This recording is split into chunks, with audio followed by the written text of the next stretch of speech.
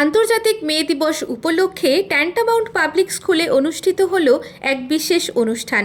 স্কুলের তরফ থেকে এই বিশেষ দিনটিকে স্মরণীয় করে রাখতে নেওয়া হয়েছিল একাধিক পদক্ষেপ, যেমন পোস্টার মেকিং, ড্রয়িং থেকে শুরু করে বিভিন্ন সাংস্কৃতিক অনুষ্ঠান।